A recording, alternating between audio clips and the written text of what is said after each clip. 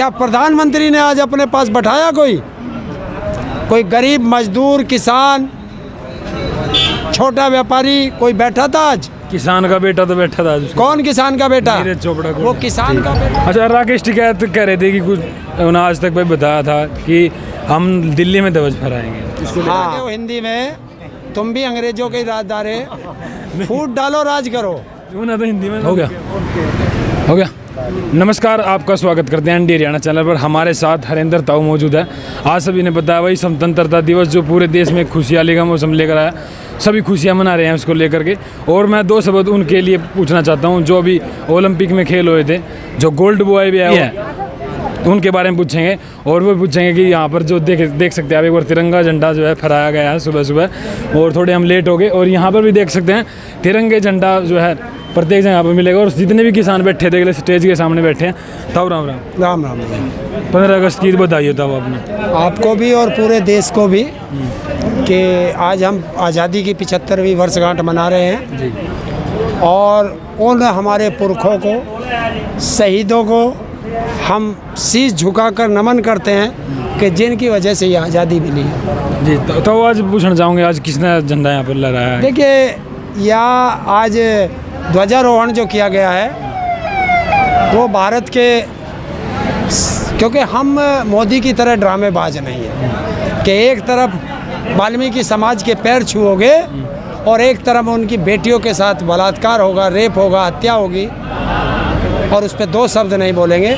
क्योंकि यहाँ जितने दिन से हम 9 महीने के आसपास हो गए, और जो यहाँ लोग सफाई कर्मचारी हैं, आज हमारे एक सफाई कर्मचारी ने आज यहाँ ध्वजारोपण किया है। क्या बात है, देख सकते हैं भाई, सफाई कर्मचारी ने ध्वजारोपण किया है यहाँ। और बाकी सब किसानों ने उसका उत्साहवर्धन किया है, उसका धन्यवाद किया है कि सिर्फ वो देश की इस गंदगी को सफाई करने वाला सफाई कर्मचारी है, क्या उसको सम्मान नहीं दोगे? बिल्कुल। क्या प्रधानमंत्री ने आज अपने पास बैठाया कोई गरीब मजदूर किसान छोटा व्यापारी कोई बैठा था आज? किसान का बेटा तो बैठा था आज। कौन किसान का बेटा? नीरज चोपड़ा को। वो किसान का बेटा था। आज वो देश की आन और बान और शान है वो। ये बात बिल्कुल सही बोली बेटा। आज वो किसान का बेटा नहीं है, आज वो भारत माँ का लाल है। वो मेरा भी बेटा है, सबका वो आपका भी बेटा है, वो इसका भी बेटा है, वो पूरे भारत का बेटा है। किसी एक का नहीं है, बात सही बोली। आज वो किसी एक का नहीं है, वो खिलाड़ी से पहले किसान का बेटा था। आज तो वो अपने माँ बाप का बेटा भी नहीं रहा, क्योंकि आज वो भारत माँ का लाल है। भारत माँ का लाल, बिल्कुल। तो आज उसके बारे में क्या कहना चाहेंगे जो नीरज चोपड़ा ने देश का नाम रोशन किया है?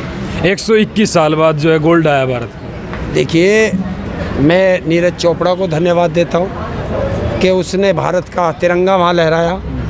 मैं उसके कोच को धन्यवाद देता हूँ कि जिसने एक ऐसा शिष्य पैदा करा कि जो भारत का गोल्ड लाया। मैं उस माँ बाप को धन्यवाद देता हूँ कि जिनका वो बेटा है। मैं उस भारत को धन्यवाद देता हूँ कि वो भारत का बेटा है। तो उसके लिए तो दिल से धन्यवाद सब। अच्छा, तो नीरज चोपड़ा गोल्ड मेडल जीते होता ना, होम मिनिस्टर भी, प्रधानमंत्री भी, हरियाणा के मुख्यमंत्री भी, सब ने बधाई दी। लेकिन कहीं ना कहीं जो इमोशनल हुए थे, होम मिनिस्टर उनके खुद घर पे गया था नीरज चोपड़ा के, तो वहाँ पे उनके घर पे भी जाना चाहिए था, जिन्होंने निराशा महसूस हुई वहाँ पे, यानी कि जीत कर भी हारे हैं वे लोग। देखिए, कौन हारा? भारत हारा। जो वहाँ खेलने गए थे, मैं उनको सबको विजयी मानता हूँ। वो अपने दम पे वहाँ गए थे, क्योंकि देश के आज गृह मंत्री भी जाएगा, प्रधानमंत्री ने भी आज वाह लूटने के लिए नीरज चोपड़ा को अपने पास बैठाया। नीरज चोपड़ा जब जीत के आया तो उसने बताया 17 किलोमीटर रोज जाता था, 17 किलोमीटर आता था। तब नहीं सोची, और ये नहीं प्रधानमंत्री बताने का कि जब से मैंने 250 करोड़ रुपए खेल की निधि से कम कर दिए, जब उनका पैसा ही नहीं उनके पास, तो वो क्या तुम्हें गोल्ड मेडल देंगे, क्या सिल्वर देंगे? अच्छा, आज प्रधानमंत्री ने लाल किले पर संबोधन किया है, कहीं ना कहीं अपनी बढ़ाई करती नजर आ हर एक कोई भी उसमें, लेकिन कोई नेगेटिविटी में बताता, जैसे कि आपने पता कितने अत्याचार हो रहे हैं, रेप के मामले देखे जाए तो। देखिए, मैं आज खेल के बारे में आपने पूछ रहे हो तो पहले खेल पे ही आ जाओ। आज अखबार में मैंने पढ़ा, एक बेटी है, वो किसी देश से आज सिल्वर लाई है भारत के लिए, और आज ही अखबार में छपा। कब?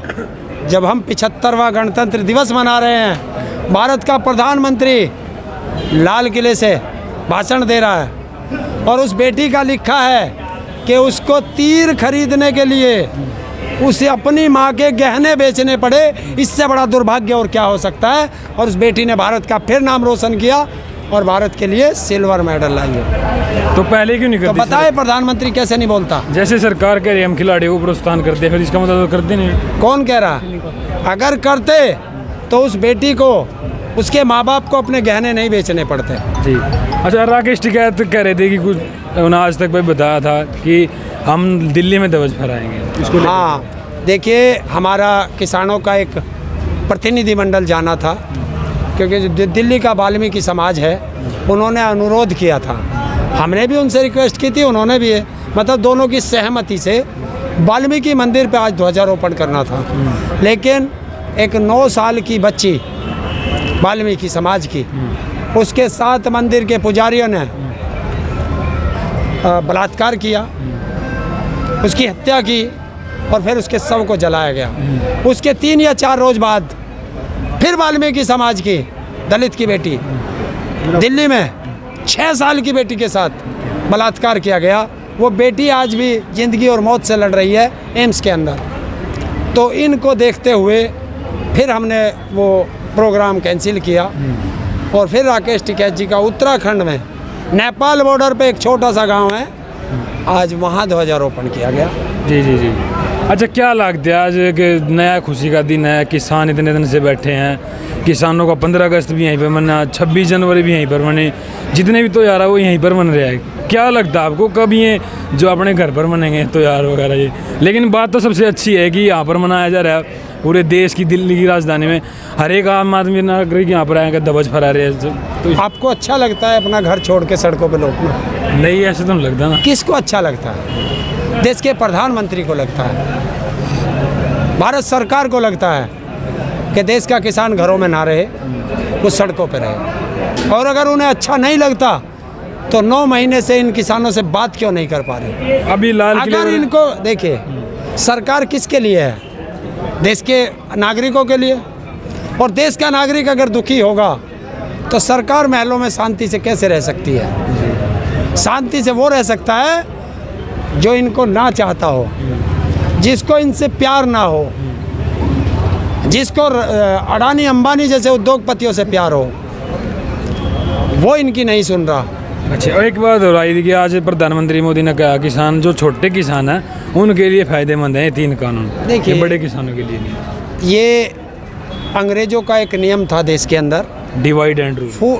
अरे सीधा कहो हिंदी में, तुम भी अंग्रेजों के राजदार है, फूट डालो राज करो। उन्होंने तो हिंदी में तो नहीं कहा होगा ना, अंग्रेजों ने तो इंग्लिश में कहा होगा। तो हम तो हिंदी में बोल लेंगे, फूट डालो राज करो। और ये जब हमारा देश आज़ादी की लड़ाई लड़ रहा था और